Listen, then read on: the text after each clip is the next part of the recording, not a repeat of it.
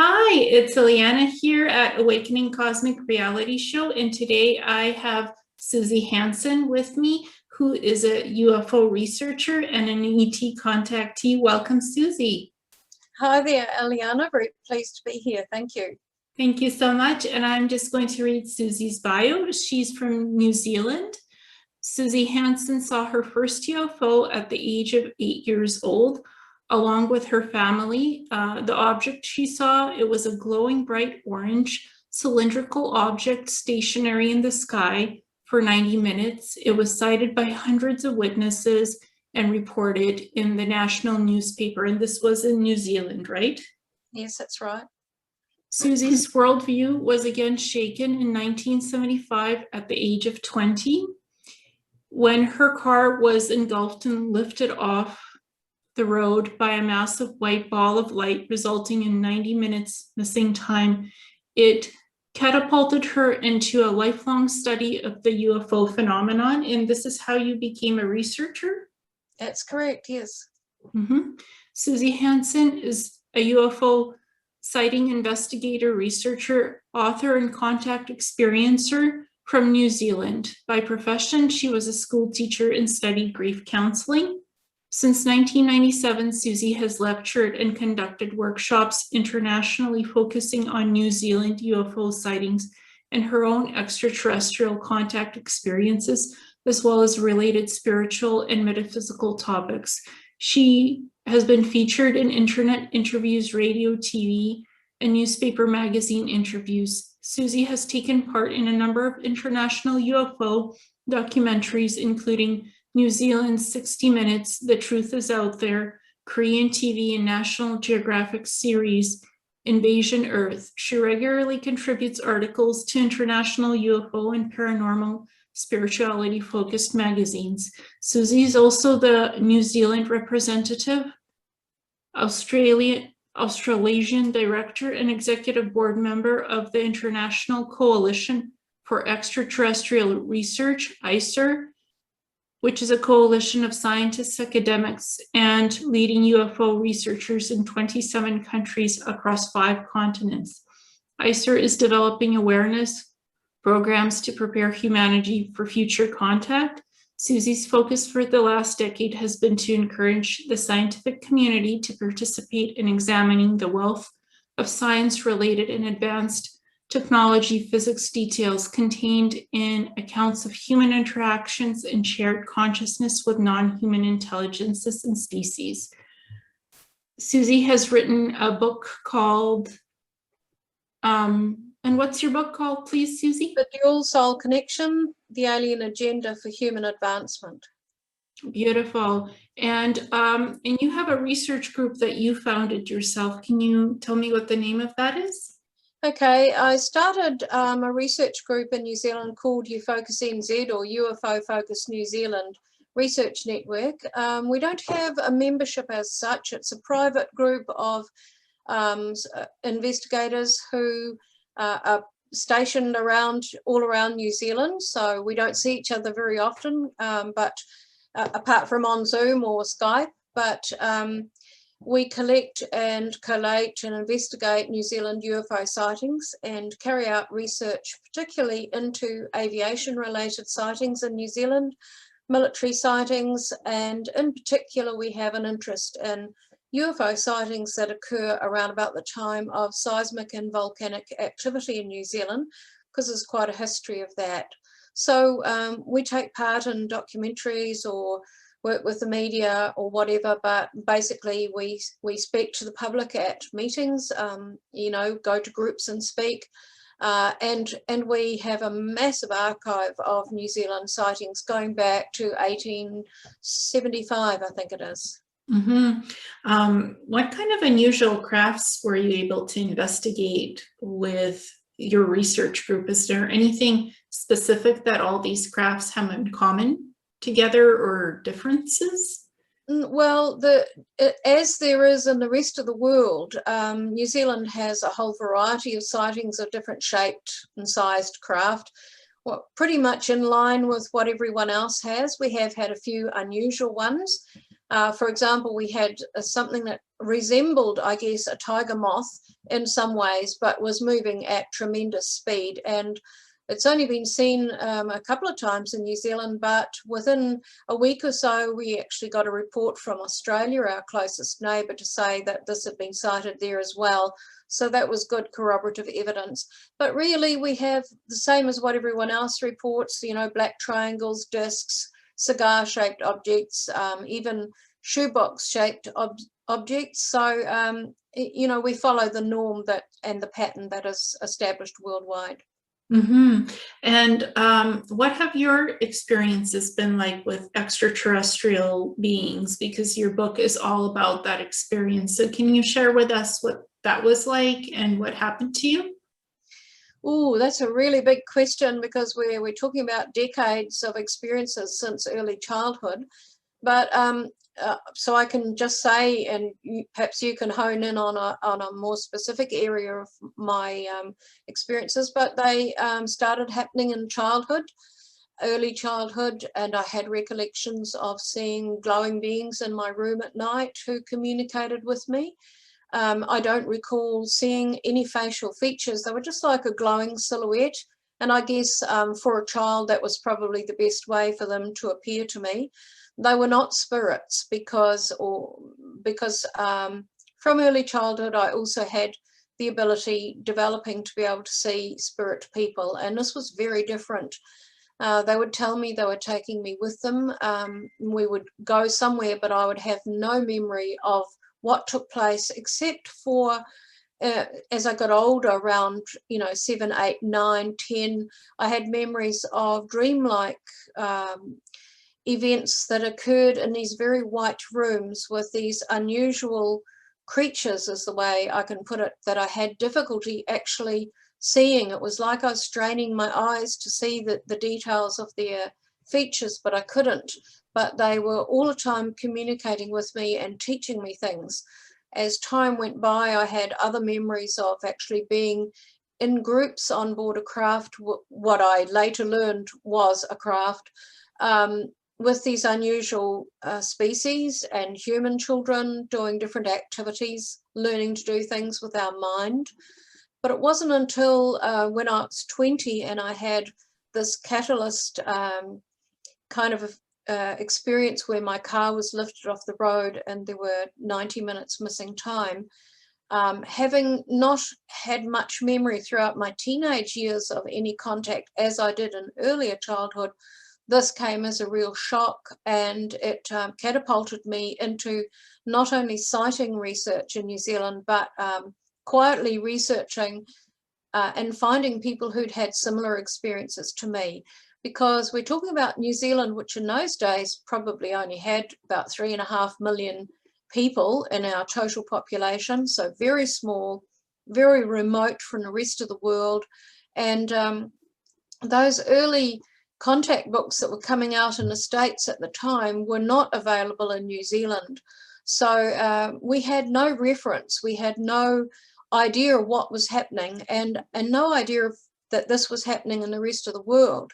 So it was a real difficult time for people like myself in New Zealand, and there were very few people who were willing to talk freely about their experiences, even to me or someone like me. So there was just a very small handful of people who were kind of communicating with each other and wondering what the heck was going on.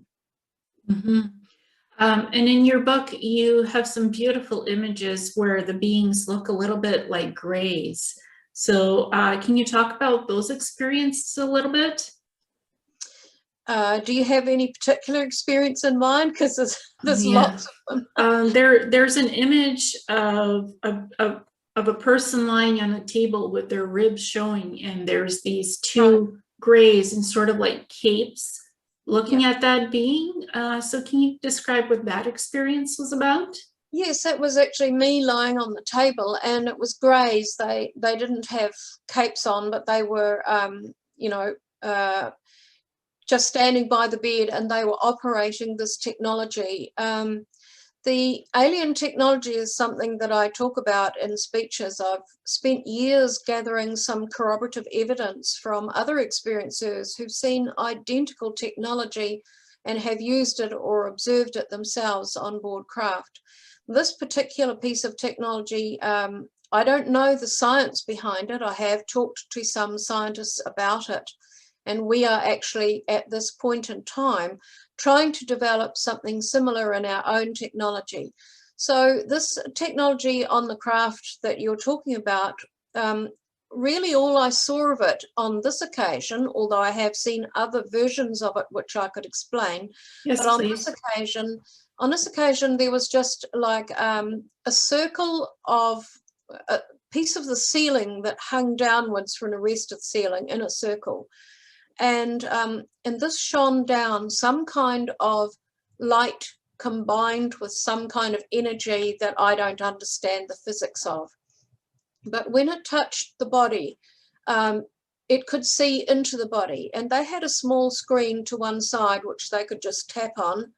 And with a tap on the screen, they could change the perspective of what showed up within that circle or whatever distance they enlarged it to. So it could encompass the whole body, or they could just bring it into a very small space if they wanted to.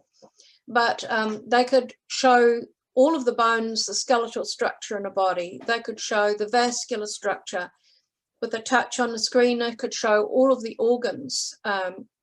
They could show it deep within the body. They could bring it up into a 3D projection above the body and examine that in detail. So we're talking about something that in those days, back in the 70s and 80s, that I was describing these things, that was very out there in terms of our own technology. We had nothing that was anything like it. We had X-rays and we were developing MRI, etc. But that was in later years. This was long before anything like that developed in our own technology.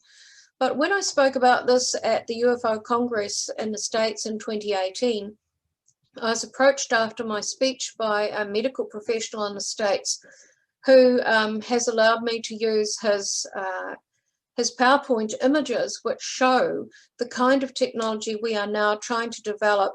I think there's only 5 such machines in the States at present that this company has developed, which is attempting to look into the body.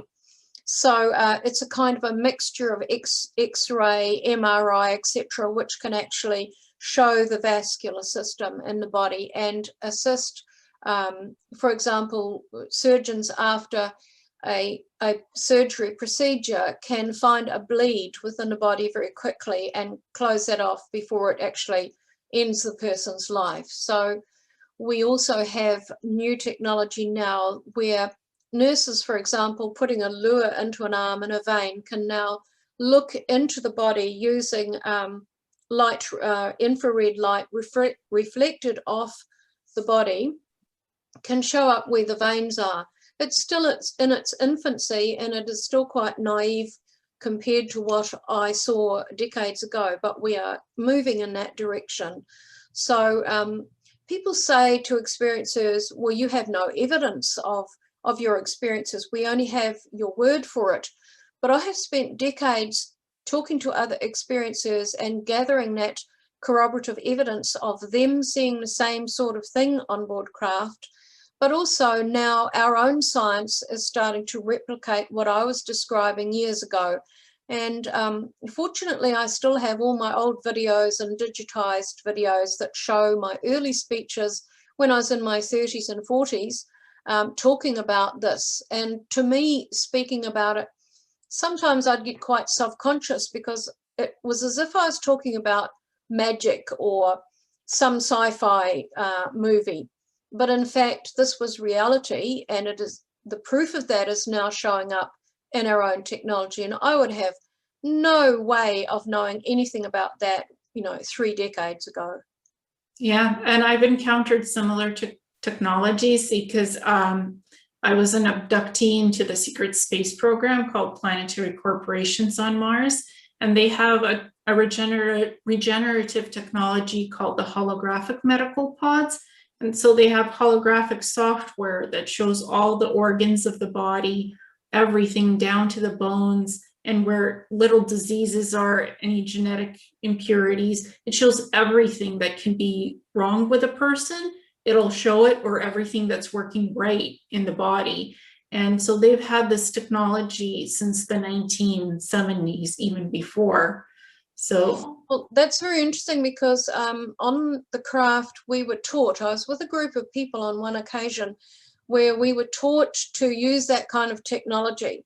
And what we did was, using a computer screen which would project a 3D image into the air, holographic, we could bring up that it's like they had an archive of human bodies that they had imaged, if I can put it that way.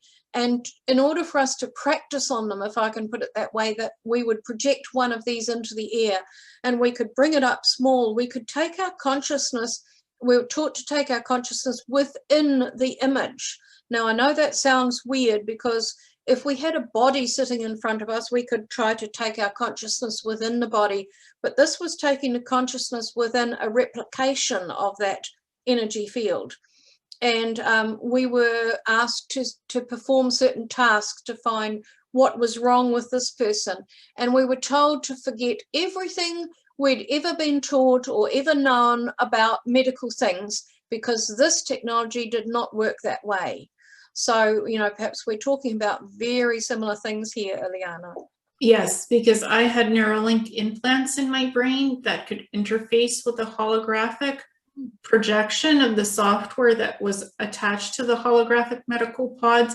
And I could connect with people's consciousness. I could connect with the technology, and I could look within a person's body and even zoom in beyond the holographic software on the pod itself and have a closer look with my neural implants in my brain. So this technology connects with thought consciousness, and it's regenerative medicine. So ETs can even teach us how to heal with energy, how to heal with the mind, people. And did they teach you anything about healing bodies? Yes. In one of the early chapters in my book, when I was 12 years old, I actually left my body at night, but not in a spirit form or a soul ball of light form or anything like that. I left my body as a grey. So the human body was left sleeping on the bed, and the grey rose out of the body, transformed into a ball of light, and off we went with other balls of light that I knew were other greys. And we were taken on board, we went on board the craft, and there were very large rooms with humans on some of the beds. I'll call them beds, but they were more like little platforms. And there were all different kinds of illnesses that were being addressed, including cancer, etc. So healing was being done within what they are allowed to do. So the soul is here to perform certain tasks, has certain limitations, or has placed certain limitations on itself before incarnating, and we worked within those. But on other occasions, we have been trained to do things with the mind exactly as you described, being able to enter the technology, if I can put it that way, take your consciousness into it and explore the data that's in there and find what you need in order for you to complete a task that you've been given. So I sort of look upon this as the development between ET and humans of certain technology, which hasn't come out yet, is coming out at the moment in quite unsophisticated terms, because the missing link is that consciousness and the ability to tap into that, as you described. You described having a neural implant. I don't know if I've had anything like that, but I was taught to do these same things. So there is a bridging going on between the two species, which may eventually come out more into the open. But I was told that to operate this technology, you have to have this ability, which is why many humans, if they were confronted with the technology, wouldn't know what to do with it. Mm-hmm. because again, it originates from the extraterrestrials.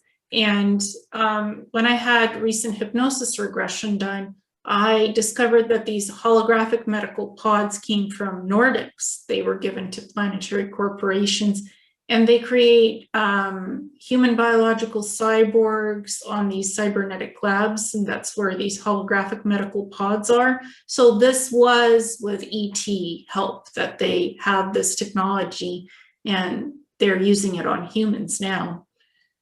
Well, in some of the experiences I described towards the end of my book, I describe a group of humans who were asked, and I was one of them, who were asked to actually lecture on one occasion in 2010, 2011 to other humans who'd been brought on board the craft. So there were very large groups of around 250 humans that we were talking to, and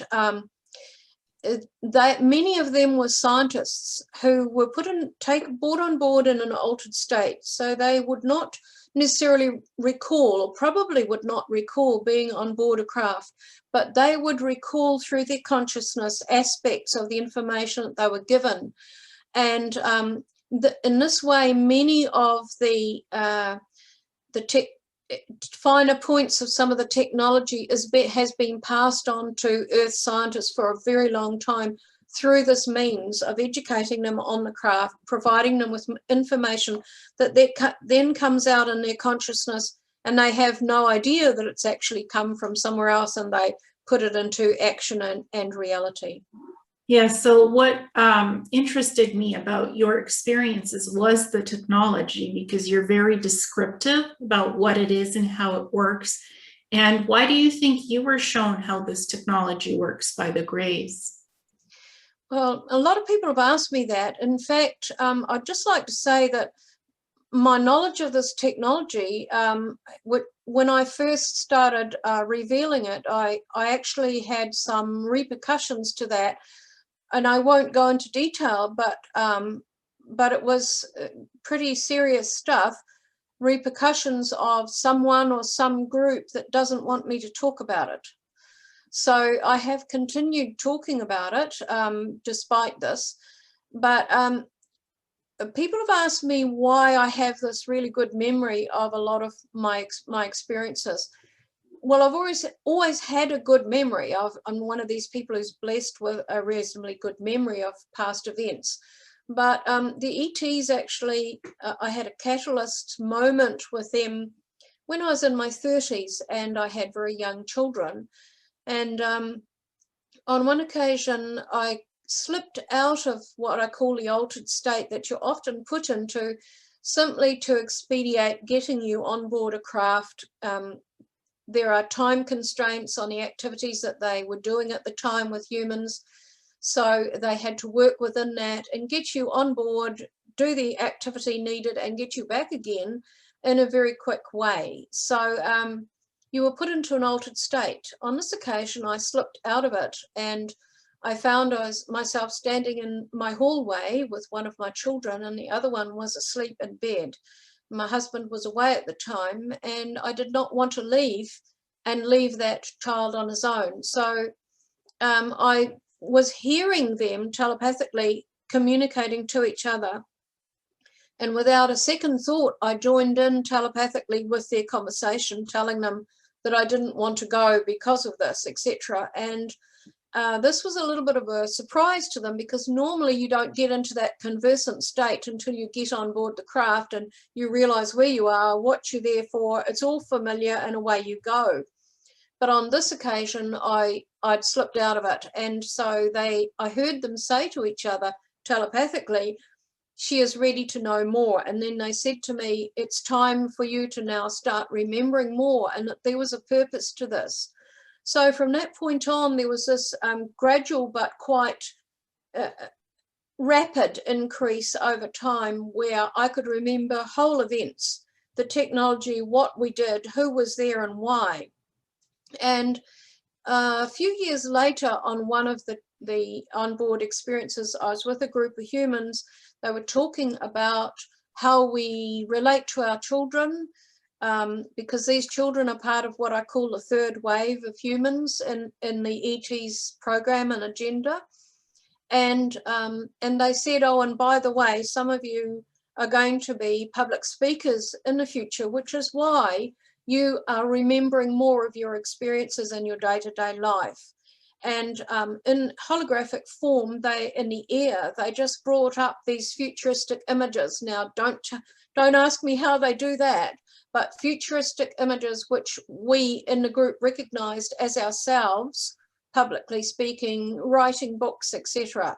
So the fact that I have been encouraged or allowed to remember much of the information obviously had its purpose in that I was going to public speak about it and I was going to write a book as I got older. Mm-hmm.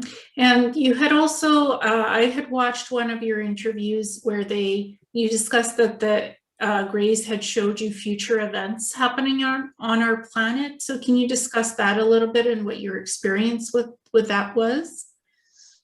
Okay, well, around 2010, 2011, there were some rather hurried, what I would describe as rather hurried meetings, if I can put it that way, on board craft, where large amounts of people were taken on board for a whole variety of reasons, and we were warned of events starting to speed up.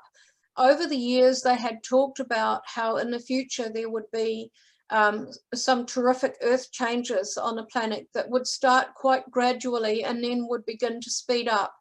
And instead of things just happening here and then there and then there, they'd be going like this all around the planet. There would be multiple things happening, and that many of the humanitarian groups would not be able to cope with the effect of this, would not be able to provide the food and the shelter and the clothing, blankets and other measures to setting up camps to assist people in this way, and that we would have to learn to start looking after ourselves and taking responsibility. So they showed us images that were tragic, and initially they started showing us several images per minute. And then they began to speed these up into what I've described as quick time, where we have been trained to absorb the signature frequency of an image rather than necessarily all the visual details of it that we might see with our eyes. So we were recognizing something about the image, and so they proceeded to put like several images per second until what we were seeing on the screen was just a complete blur. But at the same time, we were absorbing what was being shown and the emotions that were that we connected to that, which was tragedy, earth changes, people losing their lives, and people struggling to survive in the future. They also gave us some cryptic warnings, if I can put it that way, without revealing all of the details. They would say things like, you know, there'll come a time where people will have nowhere to go physically, geographically, spiritually, in every way. They will have nowhere to go. And watch for this, because this is a sign, this is one of the first steps towards these tragedies starting to speed up. So in 2015, when I went overseas to speak in the UK and Scandinavia, I was coming down through Italy at the time that the first numbers of refugees were coming up through Africa and into across the Mediterranean and into Italy and up through Italy and into Europe. And this was a big wake-up call to me, because what I was seeing was what the ETs had predicted. And since that time, we've had some fairly enormous tragedies, earth changes, eruptions, earthquakes, mudslides, you name it, tsunamis that have taken the lives of thousands and thousands of people.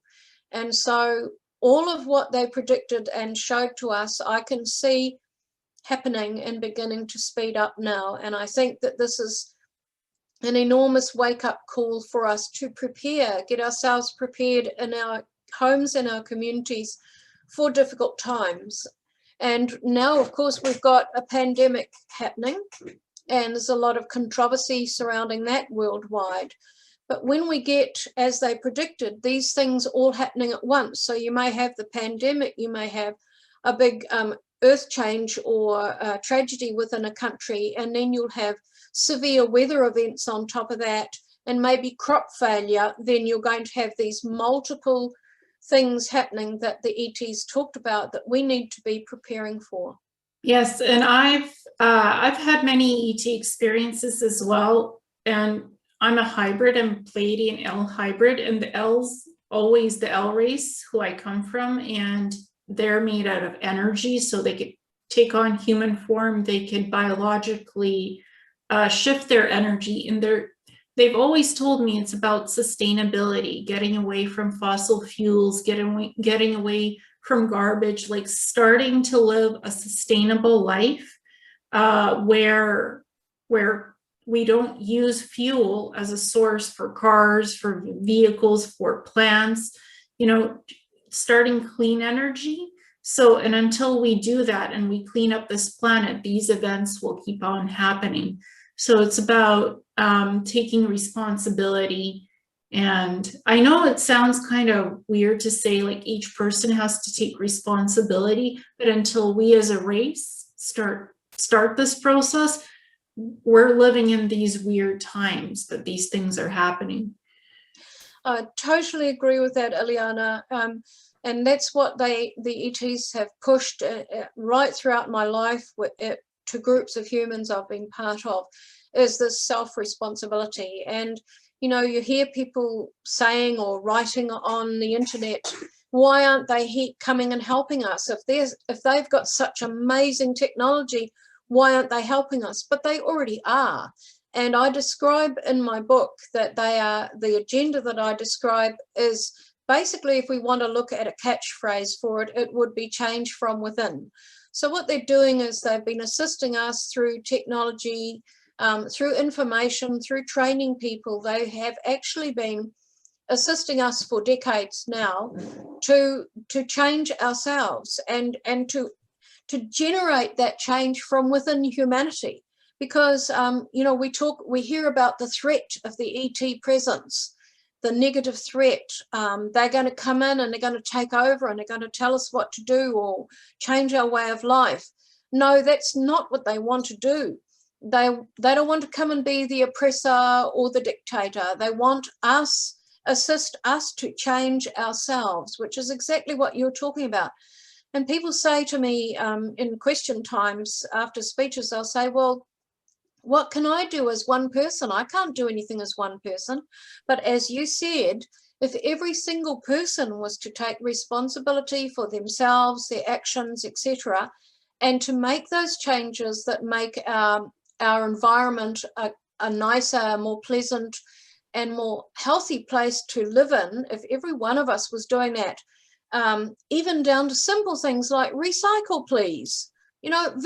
Grow some vegetables, plant some fruit trees, and go back to those basics, but do it smart, do it with new ways of growing food that are sustainable, as you said, not using some of the old sprays and the methods we had before.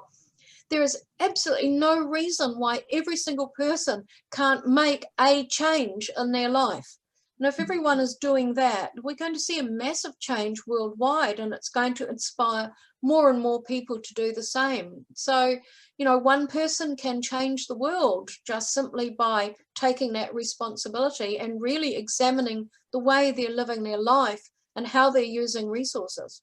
Yeah, and for example, I try with my work not to have a carbon footprint of traveling from work by using a car anymore. I work from home. So I only, if I need to drive, I will just drive to grocery shopping or an appointment, but I work from home. I don't use a car to drive long distances from work and back anymore, because I thought to myself, well, how can I reduce my carbon footprint? So I'm not using fossil fuel to go to places. And I found that electronic work like this, meeting up in Zoom for working with clients or meetings and stuff, that's how I'm reducing the carbon footprint, and that's how I'm having a sustainable work ability from home. And I recall in my book, I write 2 chapters called The Test, which is very interesting chapters and absolutely packed full of descriptions of technology. And during the test that I sat on board a craft in terms of using the skills that they had taught us to use with a consciousness, one of the Greys talked to me about how we cut across through our atmosphere, and with aircraft, we don't work with the flow of energy in our atmosphere. And he described how out in space there are these movements, and he called them ribbons through space. And only in the last few years has mankind really become aware of these electromagnetic ribbons through space that he was talking about back in the 70s to me. And he said they exist in the macro, so out there in space within our solar system, and in the micro, so within our atmosphere. We have these movements and energetic movements and electromagnetic fields. So he talked about how our aircraft just cut straight through them, you know, burning up all that fuel. They go straight through these energy fields. But when they come into our planet, the way that their craft move, they move with those energetic fields. They come in on them, they move on them, they know how to utilize that energy so that it does not create a disturbance to the field, is what they said. That sounds very Star Trek, but very Star Wars. But he said that in time we would start to see that the human nervous system was being seriously affected, that would affect mental health, it would affect physical well-being because of this slicing through the atmosphere and disturbing these energetic routes. And I think during the pandemic, with far less aircraft in the air, we're starting to see improvements in a lot of ways. As you said, people working from home, people feeling better in themselves. And not only that, we're seeing less pollution. We see in parts of the world like India and China, they have places where their skies are clear, and they can see the sky and the stars at night and the sunrise and the sunset, whereas once upon a time, they just lived in a smog. So, you know, all of these things, the proof is there that we can do things differently. Exactly. And we have far better computer technologies now to interact. You and I are in different countries, but we're meeting and we're chatting and we're sharing information.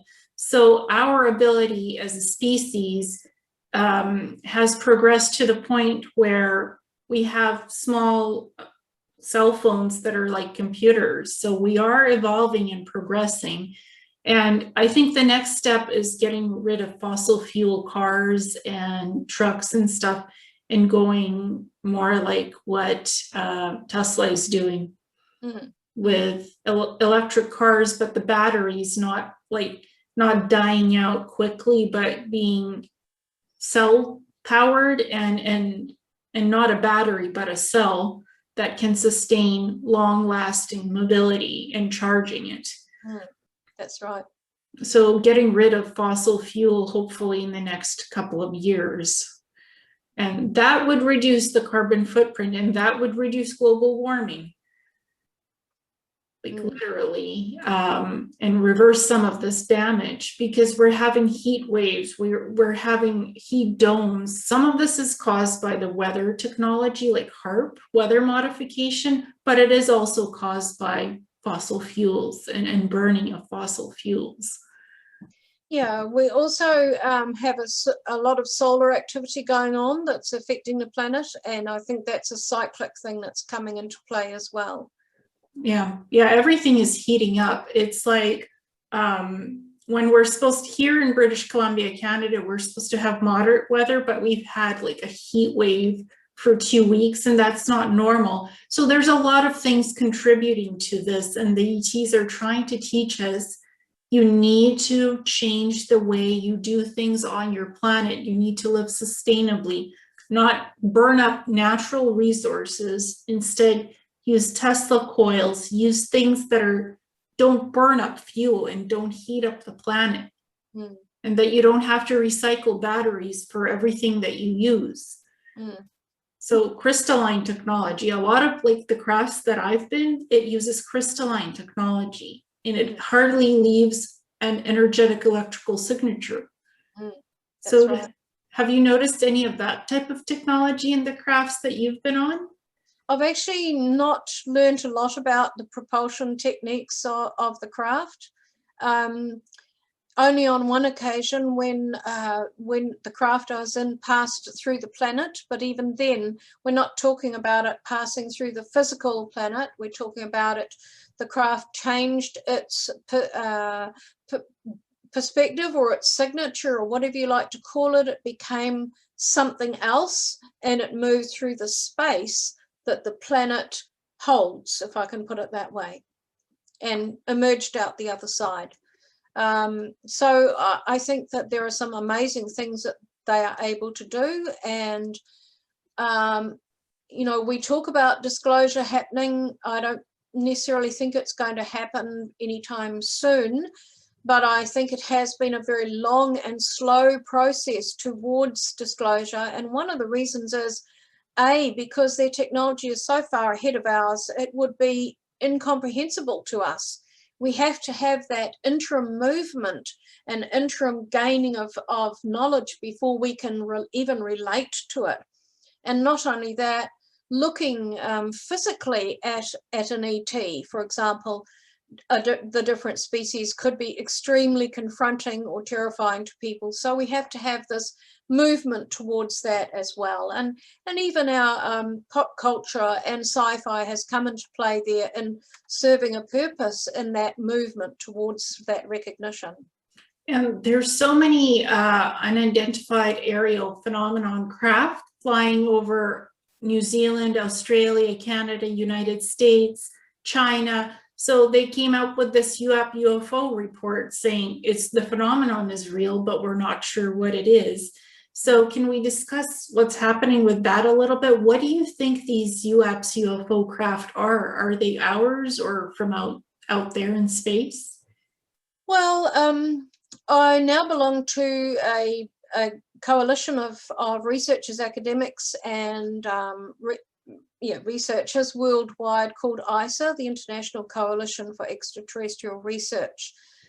We only launched a few weeks back, and we are looking into the fact that at least some, if not many, of these objects that are being reported are likely to be of extraterrestrial origin, or not necessarily extraterrestrial in the sense we are discovering now that there are other dimensions, there are other existences out there that physicists and astrophysicists are talking about now. So something that is outside of our normal earthly environment, if I can put it that way. And for want of a better word, we're using the word extraterrestrial. The thing is that these UAP that they're calling them, or UFO/UFO, it's not a recent thing. The report concentrates on reports since 2004, and I think there are about 120 of them or something like that. Mm-hmm. But really, these have been seen for decades. And ufocusnz in New Zealand has around 10,000 reports of UFO sightings dating way back. You know, researchers worldwide have been talking about this for decades and talking about high credibility cases. So I think the world is focusing on and looking towards the US for this big disclosure that they are expecting to happen. But ICER, the group that I belong to, is looking holistically at the whole planet, because outside of the US, there are massive amounts of reports of UFO sightings that go back many years, decades, and they describe objects in the sky that cannot be explained in conventional terms because of the specifics and characteristics of their movements, being able to reverse on themselves like that, and perform right-angle turns and g-forces that would pulverize a human body at such astronomical speeds. So unless some of the adversaries in the world, some of the large countries in the world that have big military installations, unless they have generated and invented some unbelievable technology that the rest of the world hasn't got, then we have to look beyond it being our own and look at something else. If it's not a natural phenomenon, which it clearly is not, then it has to be fit into this other box, which the report in the US very surreptitiously called this group other. Is it extraterrestrial? I think that many of them are, yes. It can be the only answer for such amazing characteristics that we don't have the technology to produce.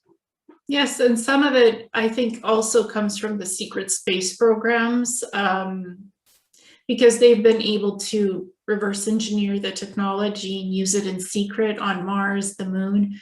So a lot of it is ours and a lot of it isn't ours. So I think it's a 50-50.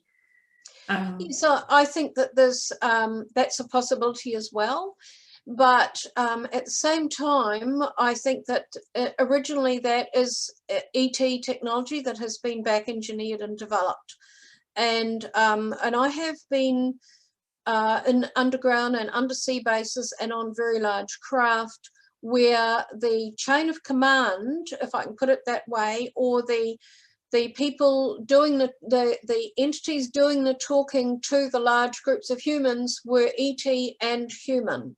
So the humans were in dark navy overalls, no insignia, and the ETs were generally in like a white garment or a tight-fitting suit.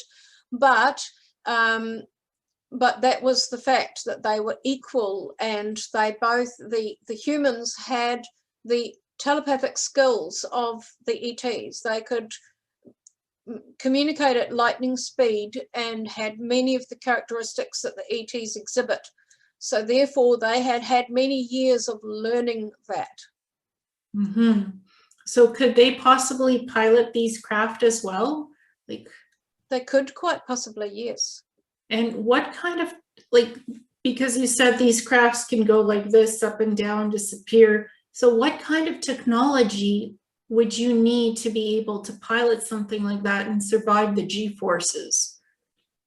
I have no idea, because I'm not a scientist. That isn't really my area of expertise. But I describe in my book a chapter where I was taught to fly a small scout craft in the Earth's atmosphere. And I was given 2 different ways to do it. So I was told I could use a manual way, where up out of the console in front of me flipped a little tiny sensitive stick, if I can put it that way. And by moving it just slightly, or rotating it, or doing different things to it, this was back in the 80s and 90s, you could move the craft. And they said that because of certain energetic conditions and places on the planet where there was turbulence, energetic turbulence in the atmosphere, sometimes they needed to use the manual. And then I was taught to fly it with just the mind. When I was taught the manual way, I had flown gliders in the past just as a bit of a hobby, not as a pilot, but as a passenger who was allowed to take over control. So I thought that I would be able to do that okay, because I had a basic understanding. But I soon found, once I'd flown it using just the mind and connecting my electric field to the consciousness of the craft and a computer, I found that that was much easier, because as the entity instructing me said, it bypasses the need for the time for messages to go from the brain to the muscles, ligaments, tendons, etc., to actually move that little stick or piece of apparatus. Now, it's interesting to note a person who worked with me in ufocusnz in New Zealand for 20 years, who passed away in 2015, was Graham Opie. And Graham, at the time he joined my network, was an active ATC. He was a senior air traffic controller at one of our biggest airports in New Zealand. And when I was writing my book, I sent him this particular chapter to have a read through, from an aviation perspective. And he came back to me and said that there was a stick that had been developed for A320s, I think, the big aircraft that fly worldwide, that uses similar technology, but that was many years after I had flown this craft using this technology. So it was very interesting to see that this similar technology was in use in our big jet aircraft worldwide in later years. Yes, and when I ask the ATs, how are your craft powered? They say crystalline technology, sometimes plasma, different types of nacelles and cells and energy frequencies. So it's never powered by jet fuel.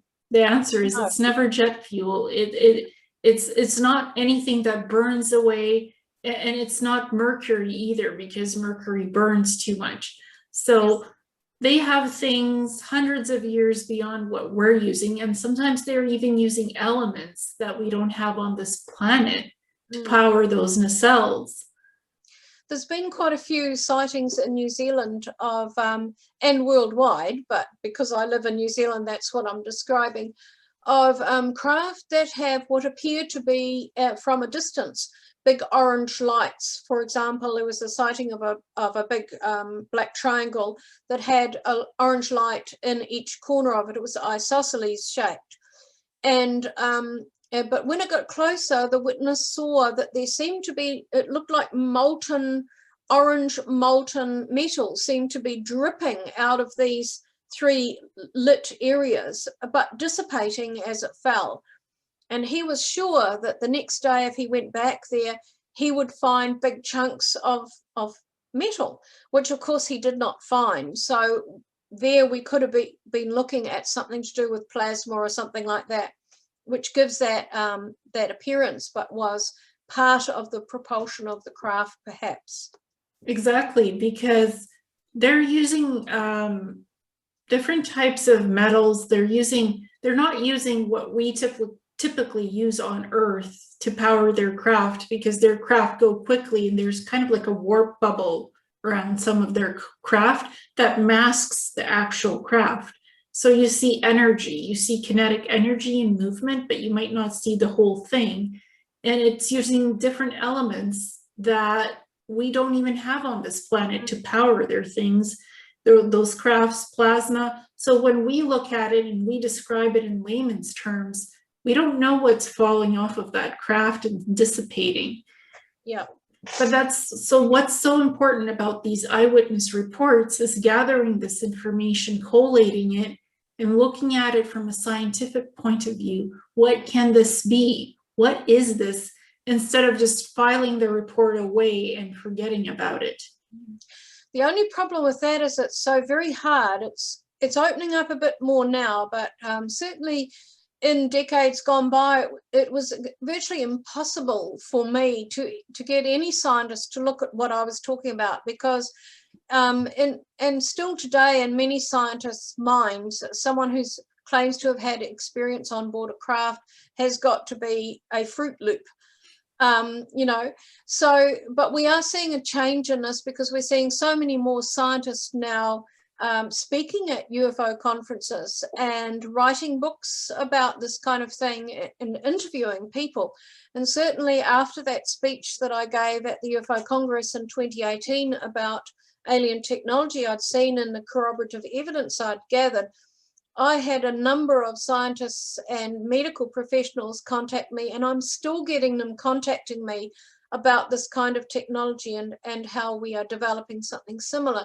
So I think more and more scientists are coming on board, and certainly in ICER, the Coalition for Extraterrestrial Research, we've got a number of scientists, including an astrophysicist, astronomer, etc., who are very open to this and are actively researching a lot of the information that's coming out of UFO archives and out of our research.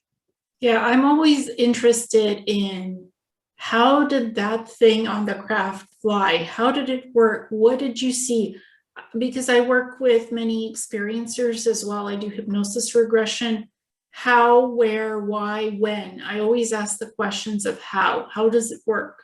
Because the more detail you can get from the experiencer describing things, the better you understand what they're explaining to you. That's right. And as I said earlier on, when I first started talking about some of the technology I'd seen and used in what I called the test 2 chapters in my book, I had no reference. I had no scientific term or even a layman's term that could fit what I had seen. So I used what I described as an information tablet, and I described it in detail, its size, etc. And of course now a tablet is a very common thing. In fact, it's almost outdated now in our technology. But I was using something similar, but there were differences that we haven't yet achieved. So the tablet I used was flexible and could be rolled up. We are only just looking at that now, a rollable TV screen, and maybe in the future a rollable laptop or a foldable phone, which we can now do. But we're talking about 30, 35 years ago, I was describing this, and there was nothing around. So I had to choose terminology to describe it in layman's terms. And now if I was to, which I have used in my book, I've used those layman's terms because my book was also written at a time when some of this technology had just come out and some of it has come out since. So if I was to go through my book now, I could change a lot of the terminology. For example, some of the medical beds that I saw, you know, you call it a holographic med bed, and so do a lot of other people on the internet.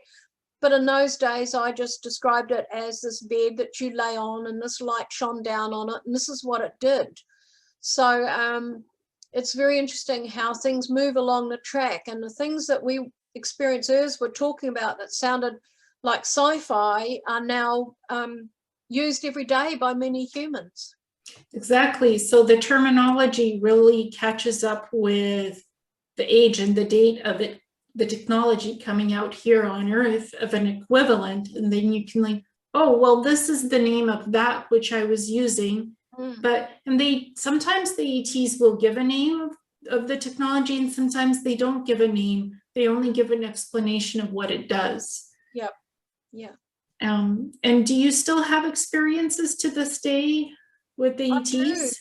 Yes, I do. But they're not like they used to be, like the days of being picked up and taken on board a craft physically, and that's changed for me at least, and for other experiencers I know who've been in this a very long time.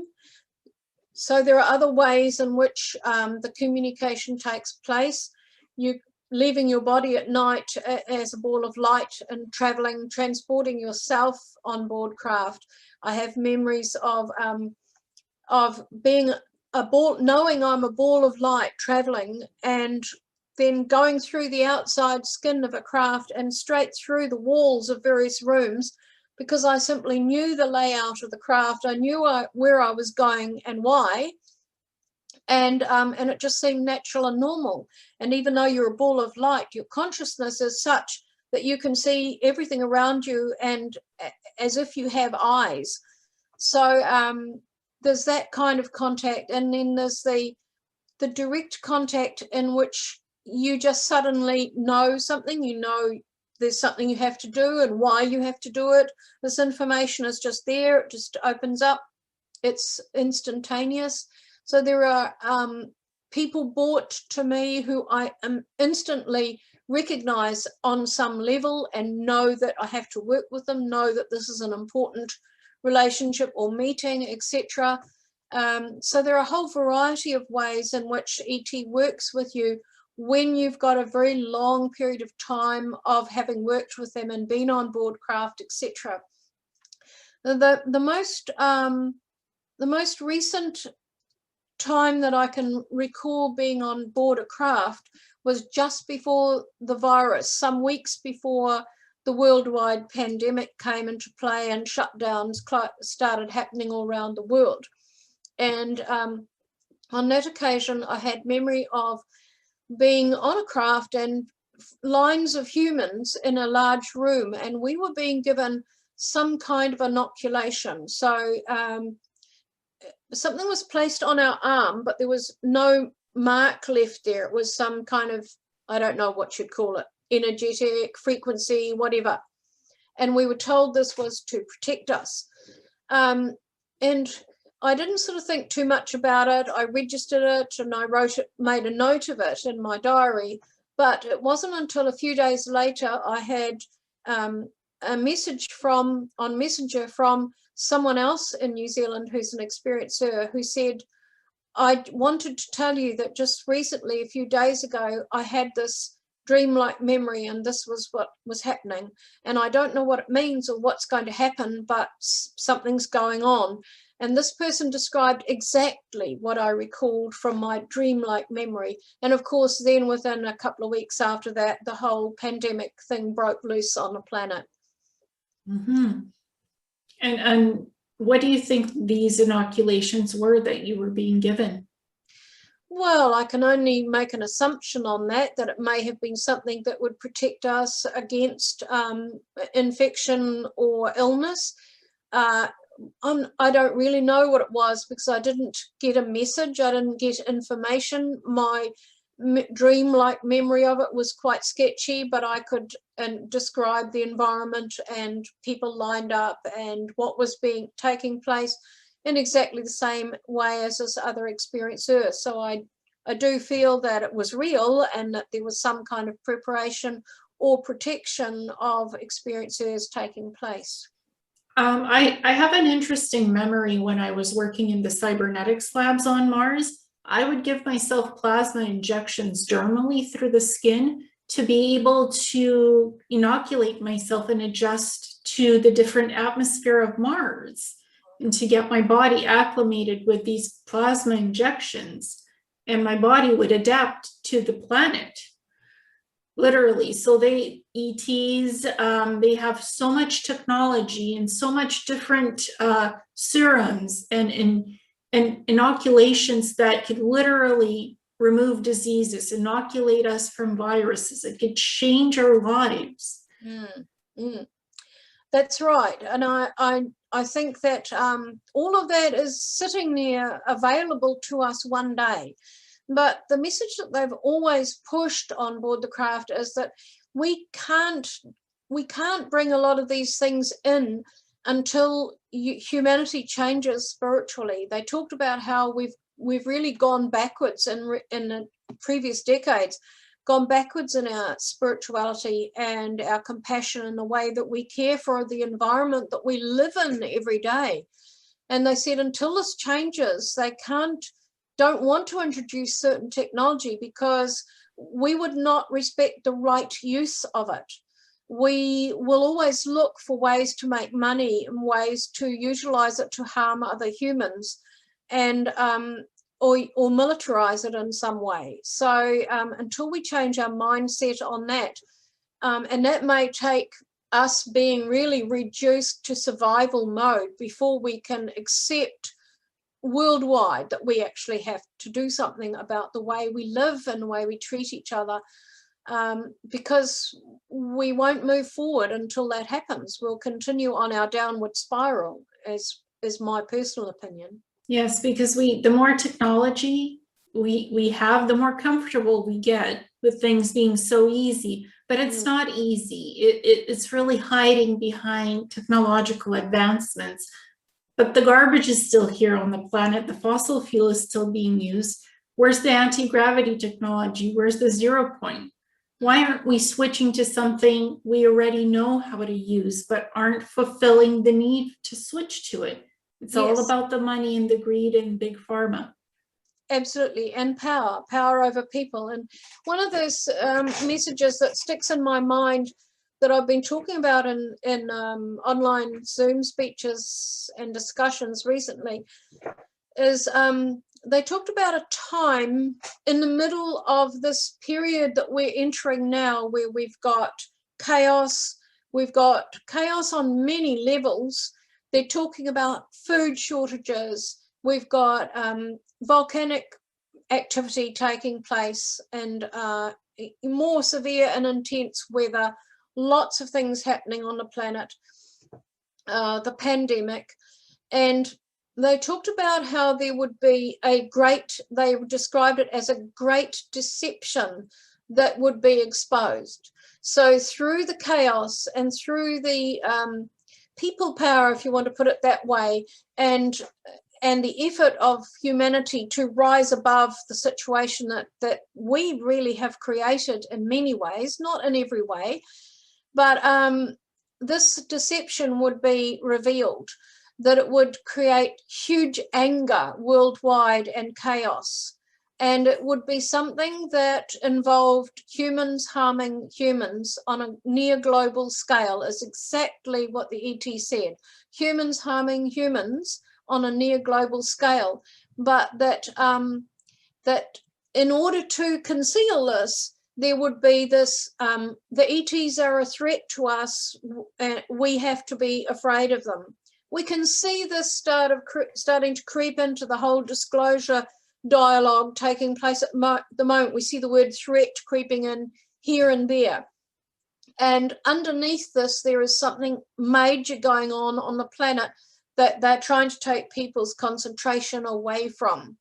So I'm constantly looking at what's happening on the planet and what's coming out at the moment to try to surmise what this massive humans harming humans might be on a near global scale.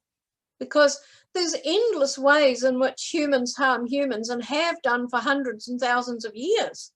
So this would have to be something so massive, so damaging to humanity, to create such anger worldwide that it would be uncovered and revealed.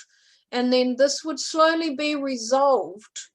And that's when we would start to move forward. We would still have to face severe weather and earth changes, but we would start to realize what we're doing to ourselves and to each other. And that would be a big turning point. And do you think that this pandemic is that thing that's humans harming humans, or is there something more than that involved here? I don't know. I'm reluctant to say it could be the pandemic. I know a lot of people, when I speak about this, suggest that it might be, but really we're still in the early days of seeing where this whole pandemic thing is going. It seems to change from day to day. Just when we think a country is improving their whole status in this pandemic, suddenly they've got a fast-acting variant that's come out of nowhere in their country. So it's difficult to say where this pandemic is going. There's no clear picture at all in my mind. There's not even a clear picture really with the whole vaccine situation either. There's so much discrepancy. There's so many varying opinions amongst medical professions that it's virtually impossible for the man in the street to really know what the truth is. It's a possibility, but we don't know what might be coming along next. I don't know. It's a difficult one to say, but I'm ever watchful of what's happening on the world stage, put it that way. Or this plan could have many different phases, and this part of what's happening now could be one of the phases, and later down the road we'll see more of the phases coming forward and how it ties in together. Totally agree. Absolutely agree with that. Yeah. And then we would see the bigger picture, like, well, this is what's going on. This was just a phase of that plan, that these building blocks, the more of it comes out, the more we understand what this was and what the purpose and intention is. I think it's just part of phase one. I agree. And I think that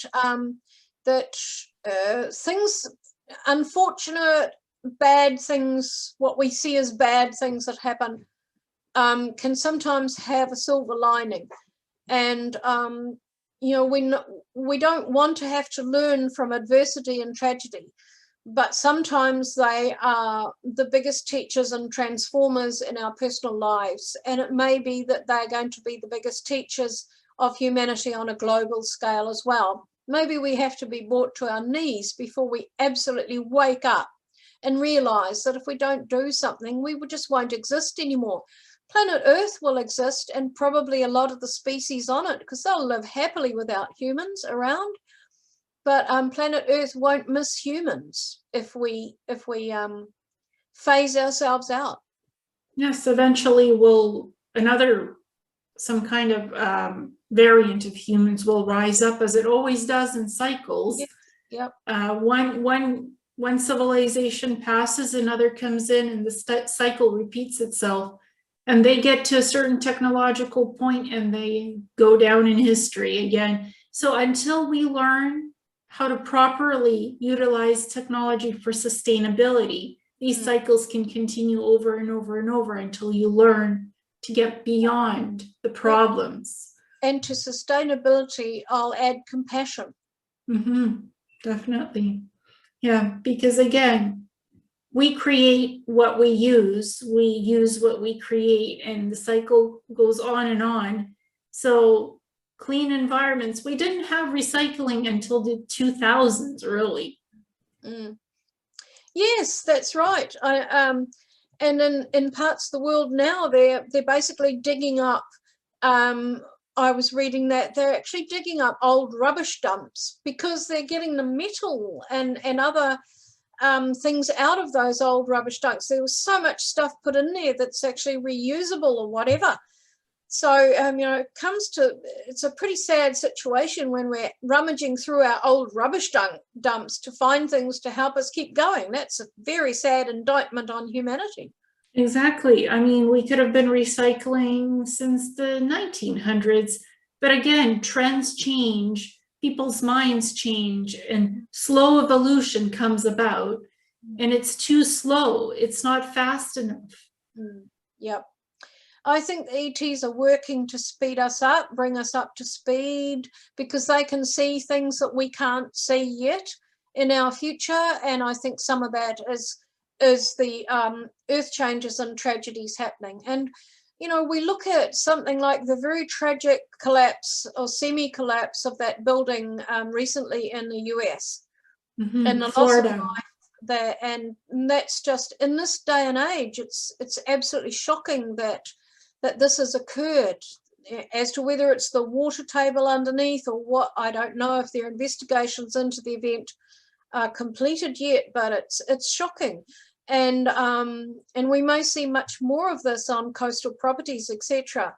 So it's about planning for our future and not and being very careful about how we implement these plans worldwide.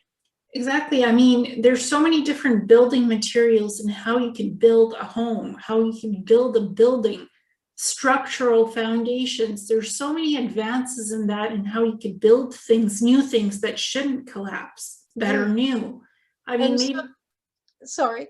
Who knows? The people are talking that it could have been a kinetic energy force that took down the building, that it was not natural. So there's so many technologies as well that could just make a building collapse and people won't know why, because it's being used behind the scenes. There's HARP, there's DARPA, there's energy beam weapons, lasers that militaries already have, and they could just laser a building down and it's gone. And the question is, how do we, as the rest of humanity, combat this kind of mindset and the kind of people who propagate these actions? It's almost mind-boggling to even imagine how we can get out of this and move forward. Yeah, it's quite depressing for many people. Yes, I mean, there's laser technology that can literally kill a person on the spot and you wouldn't even know it. They suddenly have a heart attack or they collapse and you don't know because you cannot see the laser. It just beams in and beams out, and building collapsed or a person died, and it's blamed on natural causes when it's not. Yeah. Yes, it's a very fast changing world, and what the immediate solutions are to help us, I don't know. It all boils down to that self-responsibility, but then how do you get some people who don't want to take that responsibility to accept that whatever their actions are, it affects everyone else?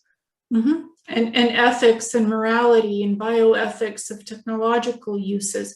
Just because you develop a laser that can remove something or someone, it doesn't mean that you should just use it on people and destroy people's lives. Where's the ethics behind the morals behind the technology? Not much morals and ethics. Yes, that's a problem with humanity at the moment. Definitely. It's like, why do you have the morality police and yet these things are still being used on others? There's no stopgap measures, even when there's these boards of people who talk about the ethics of these technologies and how they're used and developed. But when the technologies are out and somebody's using it for some nefarious purpose, they're not thinking about the ethics. They stole the technology, or somehow it was authorized in secret use, and that's it. It's done off the books. Done. Yep, that's right. It's the invisible world that we're up against, really. And there are invisible things that exist along with us. It's just all used behind closed doors, and they don't have to justify why they did it. Because it's all swept under the rug, and we, the public, won't know how any of this technology was used against us in the first place. So again, realizing that there's so much more beyond this 3D reality that we live in. That's right. And how all that works.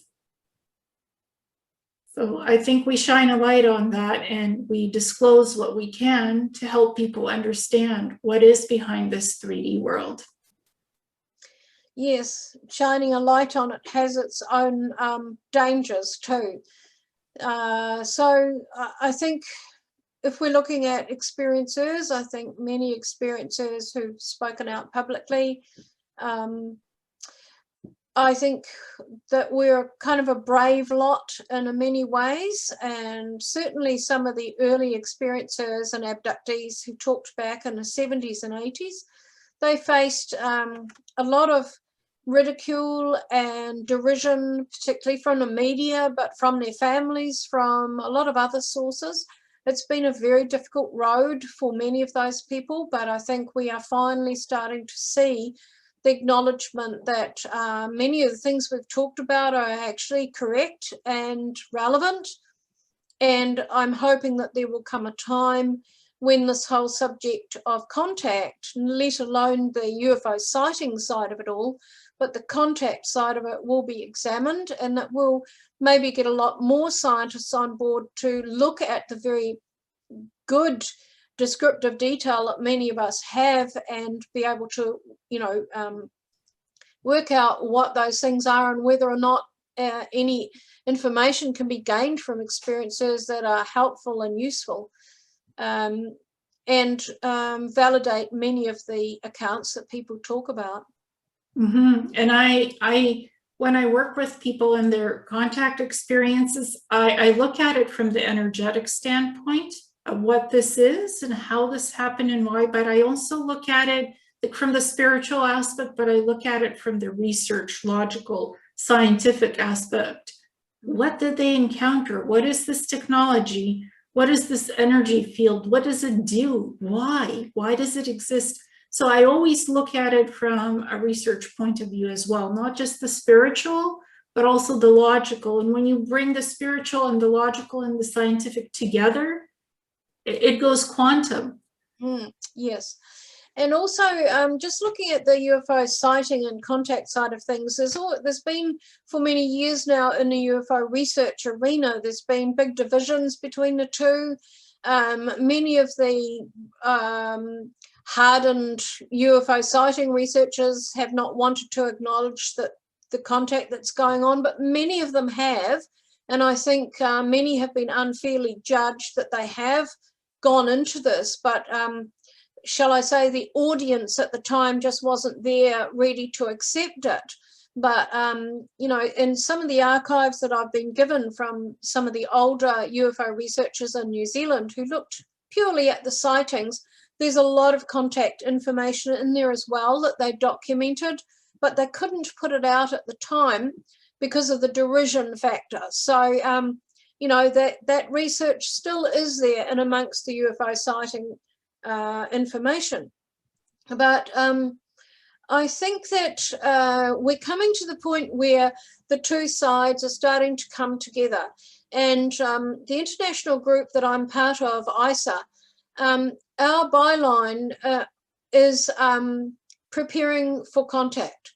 So in that respect, the definition of contact is in the future is future peaceful relations, hopefully, with other extraterrestrial species or species beyond our planet or species that are part of our planet that we've previously been unaware of. I don't know. It opens up the arena to a number of possibilities, but they're not humanity as we know it. So I think these two arenas are starting to join together because, as I often point out to people, anyone who's had a UFO sighting and been affected by it, that is a form of contact. Even if the person did not communicate with an entity or see an entity or whatever, just the fact that they've had this spiritual or conscious interaction with something unusual in the sky that does not fit natural phenomenon or technology as we know it, then it's something else, and it is a form of contact. And of course, the next step is, as many of us have experienced, that face-to-face contact. And then the last step along the line that we're looking at in ICER is, of course, global contact in an organized, structured, official way where we are able to communicate with this other species or number of species. So there's a lot of steps for us yet to go through, and we're really only in the baby steps still at the moment. Yes, and many people have been abducted without knowing it, and then through memory regressions and recalls, they gain knowledge of what happened to them. So there's fair and open contact, but there's also the abductions where this happened against your will and you're taken and you're experimented on. And how do we stop that from happening? That's right, because we have no way of knowing how many species are visiting or entities are visiting the planet, what their differing agendas are. I mean, in my book, I present one agenda that I've been familiar with for all of my years of existence on this planet, being taken on board craft, but that doesn't mean to say that there are other agendas and other species that don't have our best interests at heart. And as part of my research as a person who speaks to and works with other experiencers and abductees, we have to acknowledge that there is this whole negative side to the contact arena as well. It's not all positive interactions, there are the negative ones as well. And as well as the MyLab kind of contacts as well. But I do think that along the line, there are also a lot of people who have had experiences all their lives. And this, I just find this all the time with the people that I talk to and work with. They have no memory, and then suddenly the memories emerge and they have to deal with them. There may be fear attached to them. There may not be. There may be memories of loving interactions. But the ETs have always told me that there's this timeline and everybody is a cog in the wheel. And there's a time for some people to be woken up just like that and put into action. But first there's that little phase where they have to come to terms with it, assimilate it, and then put it into action in their life. But I'm finding the ETs predicted years ago that at this particular time, when all these other things are happening on the planet, there's going to be more and more people in my age group in particular coming forward, what I call a second wave of experiencers and abductees coming forward with their experiences. And this is really going to rapidly open up the whole contact scenario in the public's mind. because, and I'm seeing that happening. I'm seeing so many people contacting people like myself to talk about their experiences. And if you've got, say, grandma who's maybe in her 60s, suddenly wants to talk about these experiences that she's had, that she's always kept silent about because she didn't want to be laughed at, and she tells us to her family, and this person is just a normal person, has brought up children, had a career perhaps or whatever, been a good community member, and they start talking about, this is what's happened to me and I'm finally going to own it and talk about it, then this is going to have a very big ripple effect one way or another on their family, their friends, their associates, workmates, etc. As more and more people come forward, we're going to reach this tipping point, the 100th monkey syndrome, where you get to a point where it's no longer silly and kooky to talk about. There's so many people talking about it, suddenly it's normal. And I think we are going to move towards that, and it's going to have a huge impact on how things open up globally. And the media is acknowledging it. Fox News, 60 Minutes, the governments are acknowledging that aliens and UAPs and UFOs are real, that the extraterrestrial phenomenon is real. So it's being acknowledged. This is the paradigm shift. Yes, I think that the media really needs to be educated in a good way about it, because really they've only had access to limited information from the authorities, and usually it's been quite negative and in denial. And then you have the people who've had contact, etc., who have been subjected to derision because it just sounds so way out there.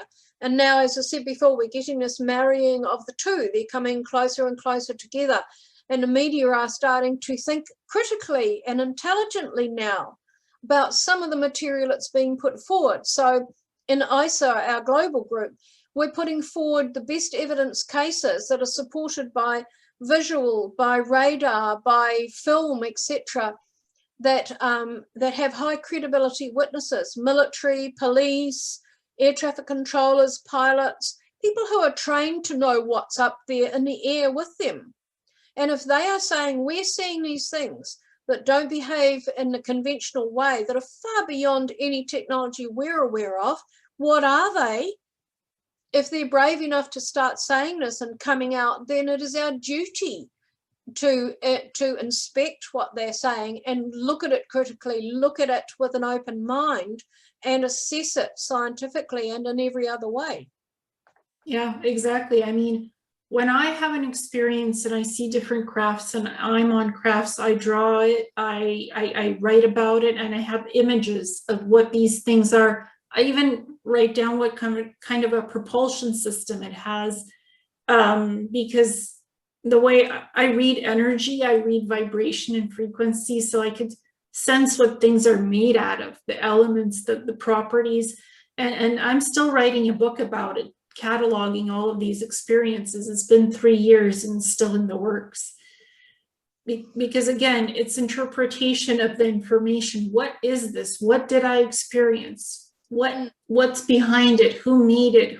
What is the technology? Like, it takes a long time to collate all of these experiences to be able to properly explain it. Absolutely. It took me 4.5 years to put my book together, and that is, you know, constantly working with Dr. Rudy Schild, the astrophysicist in the States who contributed to the book. It does take a lot of time, but also it takes a lot of energy in that really you're starting from scratch. If you're a layperson and you don't have the scientific knowledge, it's very difficult to write the book in such a way that is going to be understood by people. And as I said before, I think there's going to be a difficult time ahead to start with, a rocky road for many experiencers as we get the repercussions happening. As more disclosure comes out, there will be a rocky road for us for a start, because there are sectors of society who don't want this information, don't want to hear it, don't want to consider that these things exist and that people are having these kinds of experiences, and they will hit back. And people like us will be the brunt of it. But when we get past that, and I believe that we will, then it's going to be quite exciting, because that's where we have science will start working, I believe, with people like us, listening to us and assessing it. And it has to happen, because if we're looking in the future to have open contact with somebody out there, these are all the things that have to be scientifically and systematically looked at. And science will not be science if it does not incorporate the exploration of what experiencers are talking about. Mhm. If you ignore part of the data, you are not a scientist. You must examine all of the data and assess it. And very much along the way, we've been shut out as not scientific. But now many of us are talking about things that are now in fruition on the planet. Where did we get that information from? We deserve to have that input from science. Agreed. And spirituality is coming together with science as well, because it's quantum. It's without one, because a lot of these technologies that ETs have, it works on the spiritual vibration. Yes. It's not just technology, it's spiritual vibration that powers that technology. I'm so glad you said that, Ileana, because I have stated this a few times and people have sort of gone, oh, I don't know about that, because I have been told that there is certain technology on the craft that humans can't use unless they have a certain level of spirituality. It will not operate. You have to have that frequency because of what the potential that technology has. And this is a big one for humanity. Not only the consciousness aspect that operates much of their, cooperates much of their technology, but the spiritual aspect as well. We can all have consciousness, but is that consciousness spiritually based? So, you know, there are so many steps for us to move through along this path of exploration and discovery towards the goal of being open and available to contact from beyond our planet.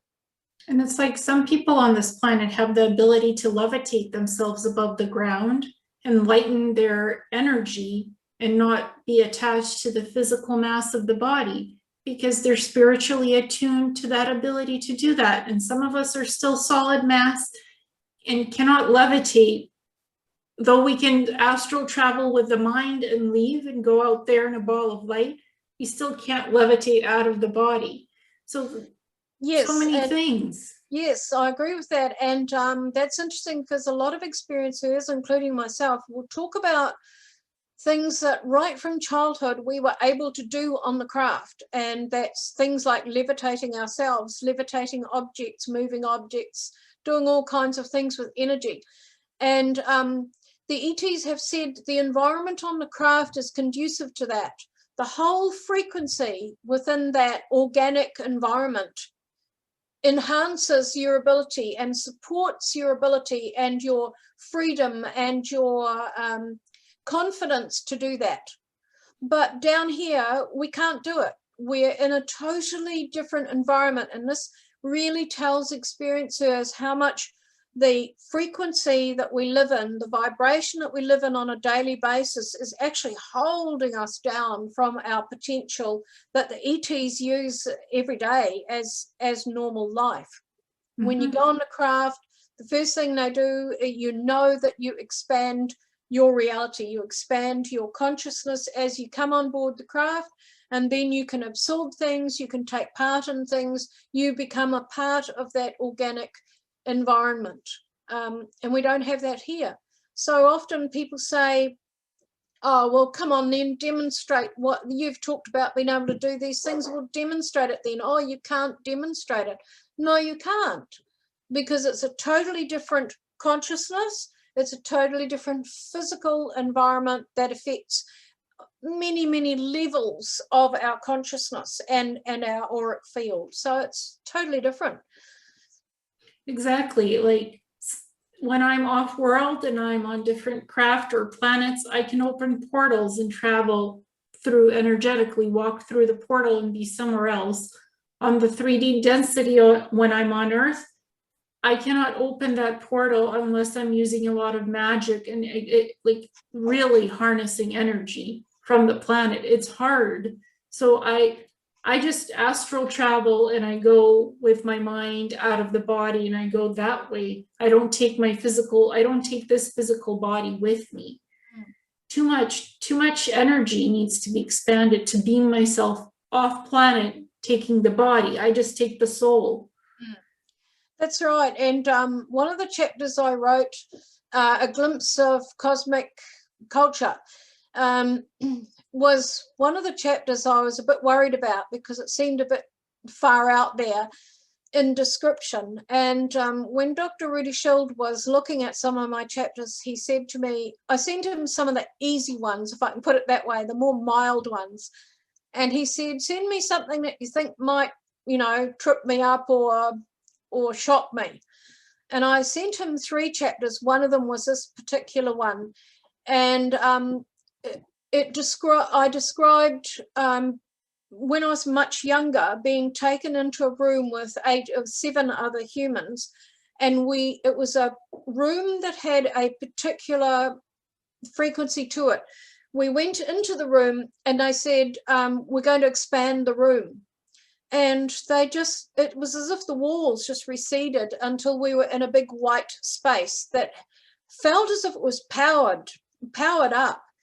And they invited us, they demonstrated the disintegration of their bodies and how they could reform their bodies into whatever shape we asked them to. So a pencil, a bee, a flower, they would form that in the air using their energies singly or combined.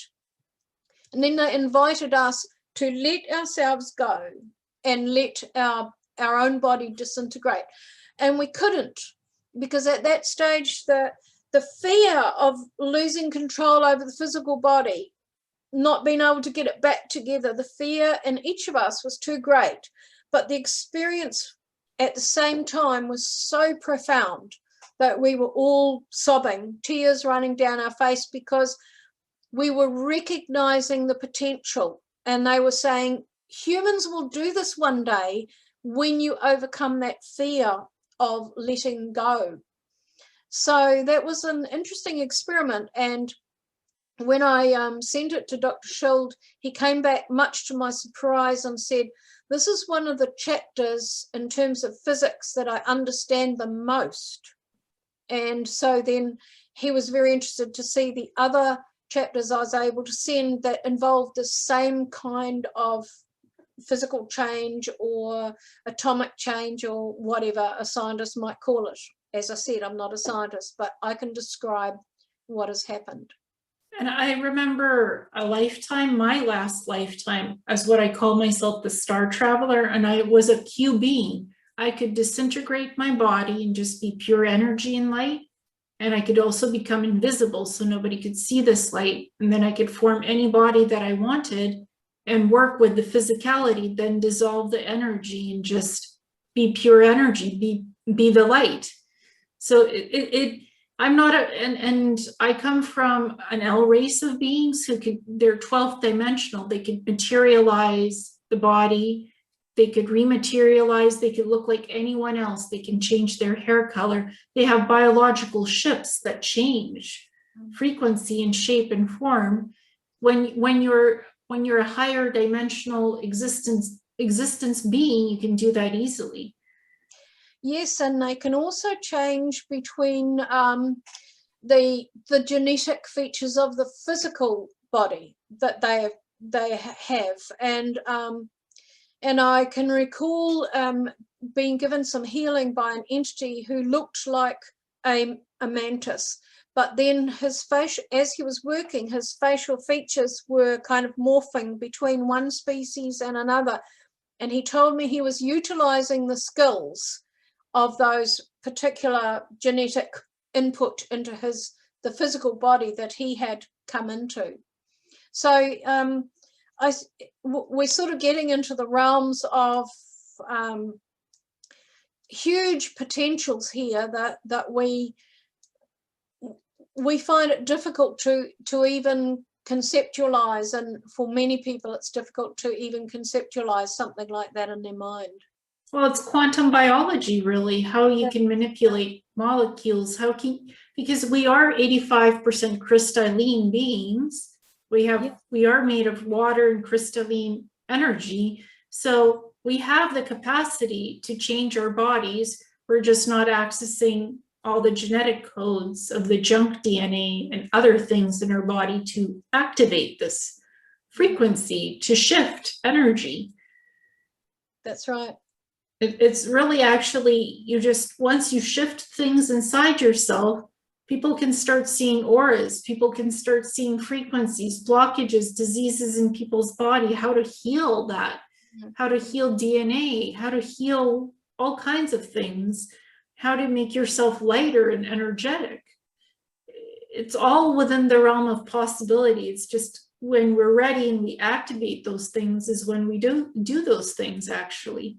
And that's what ETs help us to teach us how to do that within the body. That's right. And to remove fear. Once you remove the fear, once you remove the heaviness and let the mind go, you actually can do anything. And I think relating that to what's happening on the planet at the moment, there is a tremendous amount of fear attached to the things happening worldwide, both in societies, politically, in the medical field with the pandemic, and many other areas with earth changes and violent weather. We're seeing a terrific amount of fear manifesting. And people are thinking more of looking after themselves rather than how they can change things. It's more of a survival mode than a then basically survival, then looking externally and internally. If we look internally and we remove that survival fear, there is no fear. There's just beautiful life. Politics, that's just part of history. Politics come and go. People come and change. Pandemics, viruses come and go and change. So that's been happening for eons. But what we choose to build within ourselves, our own timeline, that's something special that external forces cannot take away from us. Building within a beautiful environment and branching that out to the rest of the people around us to be on that positive timeline. That's not fear, that's expansion and soul growth and evolution. That's right. Yep. But it's combining that with the ability to survive at the same time and doing the practical things as well. That's the thing that people find the most difficult is putting those two together. I mean, when people ask me, how do you feel about this? Do you fear the pandemic? Do you fear the politics? I'm like, no, I don't. I look at it from a very neutral perspective. Those are external things that I will not let influence me in any way of what I'm creating internally here. That's just outside distraction and distortion of reality. That's not my reality. That's not what I create within this reality of me and my family and my home and my property. I don't let that come into my reality. Yeah, I think that at the moment people are faced with, sorry, I'm losing my voice now, faced with difficult choices, and it's the choices we make from now on that are going to take us down one track or another. And I just make the choice of not letting any of that external stuff influence me as a being. I choose to look at it very neutrally and not from a fear base, not from a what if this happens or what if this does this or that does this to me. Those are what ifs.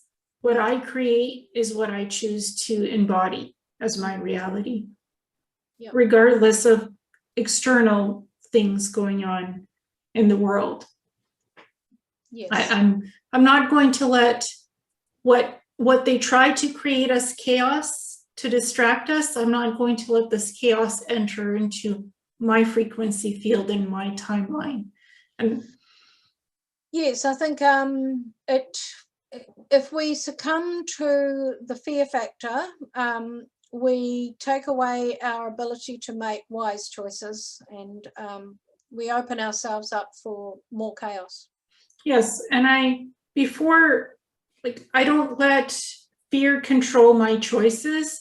Before I make a choice, I will think about it somewhat, and I'll say, is this the wisest choice I can make? What are the repercussions? What's behind my choice? What could be the consequences? I logically always think that out before I make a choice. I don't want to make a rational choice. I want to make an informed decision based on inner wisdom and not outer chaos that could influence me.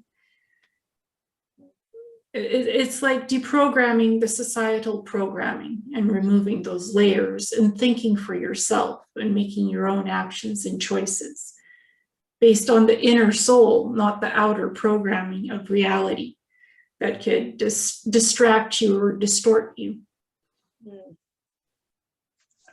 That's just something I've learned as a life coach. Look within to make your own wise choices and not be influenced by other people's choices and what other people make as a choice too, because we all have people in our lives that try to influence our choices in reality.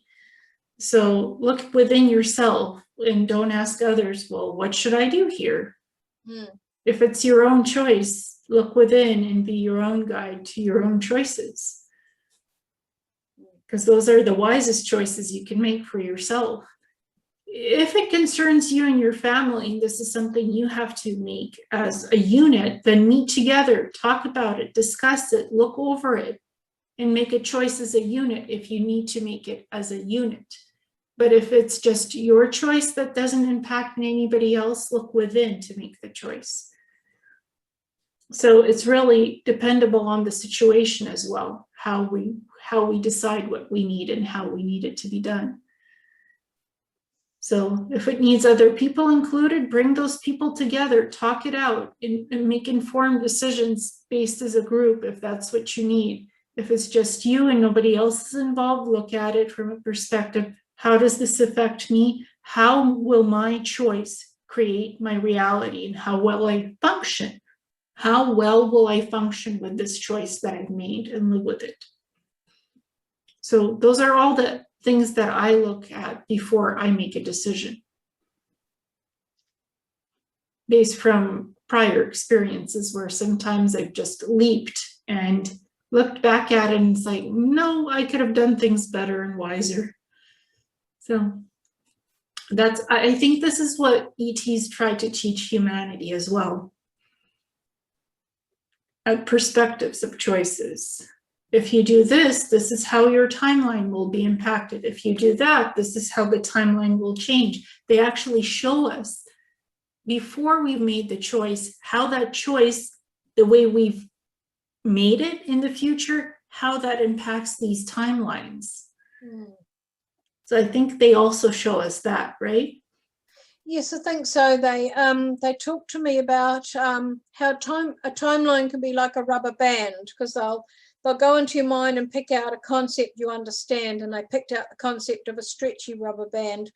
And they said that some days, because of the choices we've made and positive impact it's had, we can stretch our timeline out like this. And on other days, when there's poor choices, or there's wars taking place, or choices made that affect a large sector of humanity that's very negative, the rubber band will come back here, and we have to make that distance up again on another day. So the rubber band of the timeline of our progress spiritually and compassionately is just moving like this all the time, and it's all because of that choice making as a humanity.